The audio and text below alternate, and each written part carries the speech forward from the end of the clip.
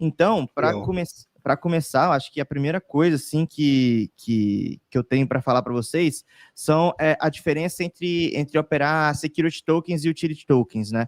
Eu vou mostrar um gráfico, vou compartilhar já a tela, mas só para quem não sabe, security tokens são como se fossem ações, né? São tokens como se fossem ações que eles recebem o benefício de alguma coisa. Então, vamos supor, se você tem um negócio e você tem um utility token, um security token desse negócio, você acaba recebendo parte dos lucros, por exemplo, desse ativo. Agora, já um utility token, que é um token de utilidade, como o BNB, por exemplo, da Binance, que todo mundo deve estar acostumado, ele é como se fosse uma moeda de troca, né, uma ficha de poker ali para você simplesmente utilizar um determinado serviço, que no caso do BNB é o da Binance. Então, quando você trata de operações de utility token versus security token, tem uma diferença grande que a gente identificou que no par BTC, o risco do security token, né, que é aquele que parece ações, ele é muito maior do que o security token. Eu vou mostrar para vocês agora,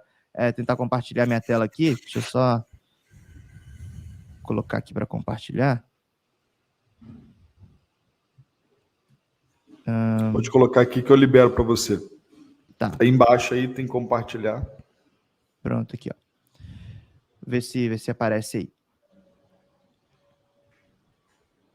Tá aparecendo. Tá aparecendo a tela? Boa. Então, ó, só um exemplo para vocês verem, tá? Tô aqui no TradingView, tô tirando o zoom aqui do gráfico. Vocês vão ver que tem... Deixa eu só tirar esse negócio aqui. Vocês vão ver que tem essa alta aqui, né? Que tá em dólar, tá? Esse token aqui, ele é o The Graph, tá? Que é um utility token, só para quem não sabe o que é The Graph, ele é basicamente um protocolo que puxa informações dentro da blockchain para trazer para os diferentes serviços. Então, uma Uniswap, quando ela quer saber informações de volume, de quantidade de trading, por exemplo, numa exchange, ela precisa de alguém que busque esses dados. O The Graph é quem faz isso. Então, é como se fosse um Google ali, entre aspas, né? Um indexador de conteúdo dentro do mundo blockchain. Então, aqui, se você vê o token dólar, você vê que como ele sobe bastante aqui, depois cai bastante. Eu não sei por que isso aconteceu, tá? Não é o mérito aqui. Mas você vê que ele tem um ciclo de alta e baixo bem definido. Agora, quando a gente traz isso tira o ruído do Bitcoin, né? Porque o Bitcoin tem uma correlação muito alta com os outros ativos, a gente consegue enxergar isso aqui, ó. Vou tirar aqui novamente o negócio, mas a gente consegue enxergar isso aqui. Que é o quê? O gráfico, quando ele está em Bitcoin, de um utility token, ele costuma variar dentro de um determinado range sempre. Por que ele faz isso, tá? Você vê que ele sobe num determinado patamar, aí cai, depois sobe de novo no mesmo patamar, e assim vai, sabe? Vai cair, provavelmente essa queda aqui vai parar no mesmo patamar, depois vai voltar de novo, subir aqui. Por que ele faz esse tipo de coisa? Porque para determinados protocolos, principalmente de utility tokens, eles costumam não variar tanto, porque eles precisam que o preço gire num determinado valor. Pensa, por exemplo, você utilizando, né, a BNB, tá, para pagar ativos, e a BNB, de repente, triplica, quadriplica, multiplica por 10. Esse efeito não é tão benéfico assim no curto prazo para os usuários daquele protocolo, daquele ativo, principalmente quando a BNB tem outros efeitos também, que tem a Binance Smart Chain junto e tem um pouco de ruído, mas o The Graph, que é esse exemplo que eu dei agora, ele é um token, o GRT, né, que é o token deles, é o token para você simplesmente pagar as taxas de puxar os dados da The Graph. Então, acaba que você ter uma alta muito grande no preço, muitas vezes alguns determinados tipos de informação que você puxa dentro da The Graph, eles são cotados em GRT, acaba que você encarece muito a informação. Então, não faz sentido para aquela pessoa que está buscando informação ter um preço muito alto. Então, o que faz? Os provedores de informações, são os caras que vendem informação para quem está comprando, eles acabam jorrando ativos no mercado para diminuir o preço do ativo e fazer com que ele se mantenha num determinado padrão de preço. Qual que é o benefício disso tudo aqui, no ponto de vista de trading, né? No ponto de vista de trading, o benefício grande é que você reduz drasticamente o risco de uma operação. Por quê? Porque você tem um padrão você ali. Você pode operar nesse range aí, né? Tipo, o mercado está envelopado, no ponto de suporte e resistência, fica operando, compra na baixa, vende na alta, ou vende na alta, compra na baixa. Você pode trabalhar nesse range, né? Exatamente, exatamente. E isso é todas ou algum? Porque eu vejo que algumas stablecoins elas têm uma volatilidade maior, né?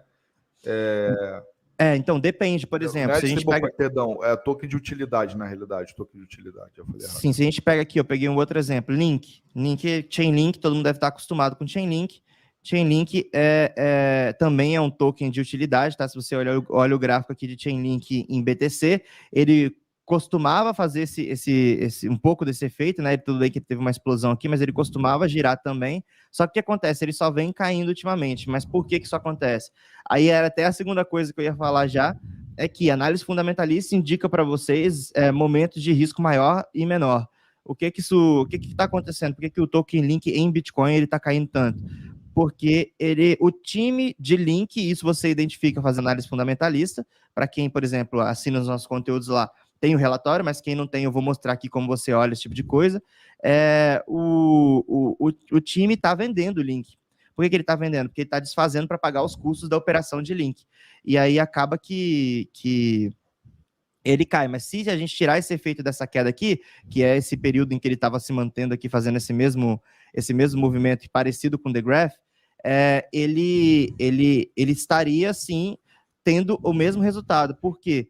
Porque o Link, para quem não sabe, Link é o protocolo que une a blockchain ao mundo real. Então, ele pega as informações, por exemplo, você tem uma exchange que precisa do preço do Bitcoin, só que a blockchain não sabe o preço do Bitcoin.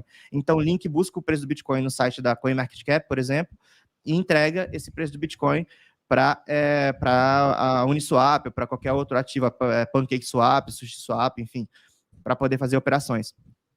E o que acontece? No fim das contas, para você pagar por essa informação, você precisa do token Link. Então, gera aquele mesmo efeito que eu falei do The Graph. Você não consegue ficar subindo muito e descendo muito o valor do token. Ele tem que girar num determinado range, principalmente em BTC, que aí você tira um pouco do efeito da volatilidade do Bitcoin, né? Você ia falar alguma coisa, Danilo?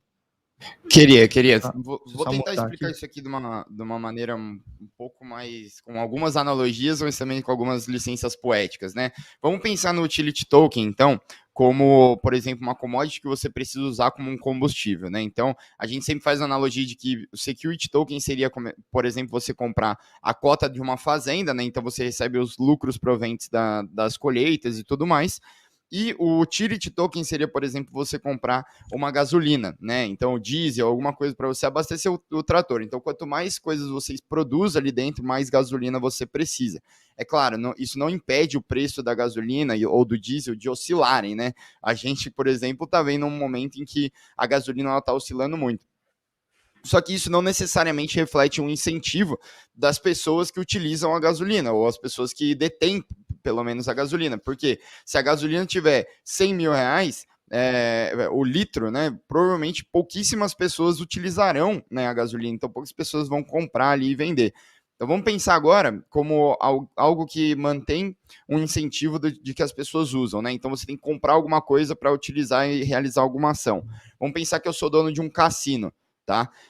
Eu sou dono de um cassino e eu detenho, né, toda a emissão das fichas de pôquer ali que eu tenho. Então, se o Rodrigão quiser entrar lá e jogar 100 mil reais de blackjack lá, ele vai lá, me dá 100 mil reais, eu dou 100 mil reais em ficha. Ele joga e tal, e depois ele volta e eu, né, faço a troca de volta para ele, porque ele é muito bom em blackjack, então eu vou devolver 200 mil reais pelas fichas que ele vai me dar.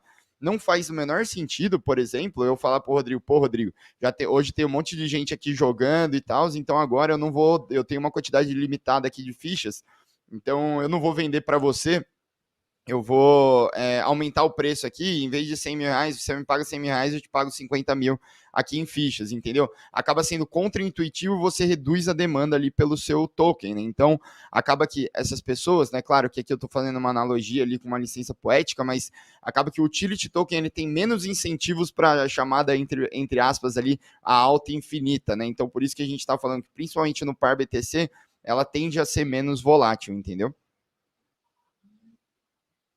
Exatamente. E até engraçado ou que seja, para quem quer... Pode falar, pode falar. Eu entendo assim, né? Por exemplo, para aquela pessoa que usa só BTC, por exemplo, o cara que gosta de operar só em BTC, né?